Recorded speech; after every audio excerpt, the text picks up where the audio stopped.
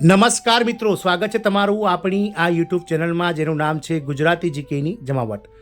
મિત્રો, આપ સૌ જાણો છો તે પ્રમાણે સરકાર દ્વારા ગત એપ્રિલ મહિનામાં ગુજરાત રાજ્ય પોલીસ વિભાગમાં ખાલી પડેલ જગ્યાઓ માટે કુલ 12,472 જગ્યાઓ માટે જે છે તે મિત્રો ઓનલાઈન આવેદનો મંગાવી દેવામાં આવ્યા છે. અને તે ઉપરાંત મિત્રો આ વર્ષે પાસ થયેલા અને ઘણા ખરા ઉમેદવારો કે જેમણે ફોર્મ ભરવાના રહી ગયા છે તેમના માટે સરકાર જે છે તે મિત્રો આગામી ઓગસ્ટ મહિનામાં જે છે તે મિત્રો ફરીથી આ ભરતી માટે ઓનલાઈન આવેદનો મંગાવશે તેવું સ્પષ્ટપણે માનનીય શ્રી હસમુખભાઈ પટેલ ગુજરાત પોલીસ ભરતી બોર્ડના અધ્યક્ષ દ્વારા જણાવવામાં આવ્યું હતું.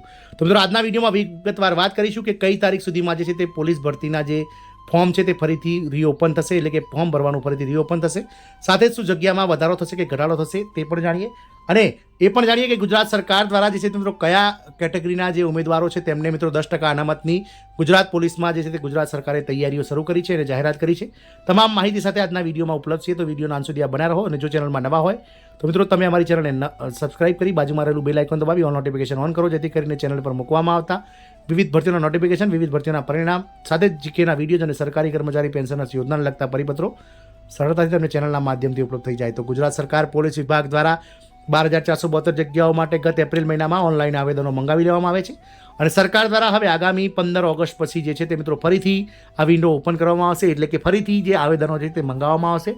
આ વર્ષે ધોરણ 12માં પાસ થયેલ ઉમેદવારો અને સાથે જ ગત જે એપ્રિલ મહિનામાં ચૂકી ગયેલા ઉમેદવારો જે છે તે મિત્રો આ વખતે આ ફરીથી જે છે વિન્ડો ઓપન થવાની છે તેમાં ઓનલાઈન આવેદનો કરી શકશે. મિત્રો જે લોકોએ ઓલરેડી ફોર્મ ભરી દીધા છે તેવા ઉમેદવારોએ ફોર્મ ભરવાની જરૂર નથી.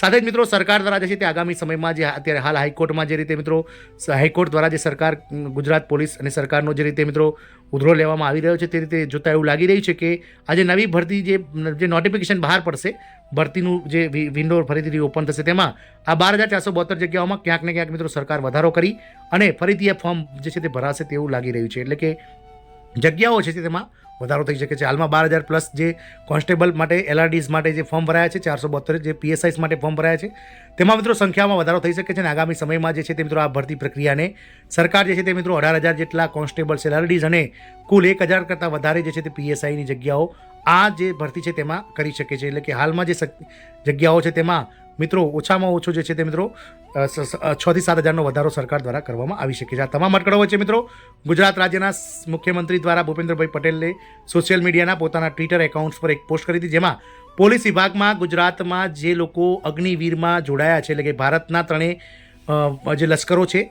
મિત્રો, વાયુસેના, ભૂમિસેના અને જળસેના, આ ત્રણેય સેનામાંથી જે અગ્નિવીરો 4 વર્ષ નોકરી કરી અને રિટાયર થશે, એટલે કે અગ્નિવીરની જે પોતાની જે ડ્યુટી છે તે પૂરી કરીને જે મિત્રો બહાર આવશે તેમને મિત્રો 10% અનામત ગુજરાત સરકારની પોલીસ ભરતીમાં આપવાની જે તે સરકારી તૈયારીઓ કરી રહી છે. સરકાર પોલીસ અને SRP બંને વિભાગોમાં જે છે તે અગ્નિવીરોને પ્રાધાન્ય આપશે તેવું મુખ્યમંત્રી દ્વારા એક ટ્વીટ કરીને જાહેરાત કરવામાં આવી છે. ગુજરાત સરકાર પણ હવે પોલીસ ભરતીમાં અગ્નિવીરોને અનામત આપશે. મુખ્યમંત્રી ભૂપેન્દ્ર પટેલે શુક્રવારે સાંજે આ જાહેરાત કરી હતી. તેમણે સોશિયલ મીડિયા મારફતે જારી કરેલા મેસેજ અનુસાર ગુજરાત પોલીસ અને રાજ્ય પોલીસ અનામત દળમાં અગ્નિવીર જવાનોને પ્રાધાન્ય અપાશે. અગ્નિપથ યોજના અને અગ્નિવીર અંગે વિપક્ષો દ્વારા ફેલાવવામાં આવેલ ભ્રમ વહિયાત અને નિંદનીય છે. વડાપ્રધાન નરેન્દ્ર મોદીના નેતૃત્વમાં ભારતીય સેના અને આંતરિક સુરક્ષા વ્યવસ્થામાં ઘણા નવા સુધારા થઈ રહ્યા છે. અગ્નિપથ યોજના પણ આવી જ એક પહેલ છે. અગ્નિવીરના કારણે ભારતીય સેનાનું વધુ યુવા બનશે. આ યોજના દેશના આવા બહાદુર યુવાનોને તૈયાર કરશે જેઓ સેનામાં સેવા કર્યા બાદ દેશની સુરક્ષા વ્યવસ્થાને મજબૂત કરવાનું અમૂલ્ય યોગદાન કરશે. સશસ્ત્ર પોલીસ અને SRPની ભરતીમાં ગુજરાત સરકાર અગ્નિવીરને પ્રાથમિકતા આપશે. એટલે કે અગ્નિવીરો કે જેઓ ગુજરાત રાજ્યમાંથી ભારત સરકારની જે છે તે મિત્રો 3 પાંખો, એટલે કે 3 સેનાઓ, વાયુદળ, ભૂમિદળ અને જનબળમાં જેઓ અગ્નિવીરની નોકરી પૂર્ણ કરીને 4 વર્ષ પછી સરકાર તેને રિટાયર કરશે તેવા ઉમેદવારોને સશસ્ત્ર પોલીસ બળ, એટલે કે મિત્રો હથિયારી પોલીસ કોન્સ્ટેબલ, SRPsમાં જે છે તે મિત્રો 10% નોકરીની અનામત સરકાર દ્વારા આપવામાં આવશે. મિત્રો આશા રાખીશું કે મિત્રો આ પોલીસ ભરતીને લઈને આવેલા જે મહત્વના અપડેટ છે તે આપણને ગમશે. જય હિન્દ, અસ્તુ.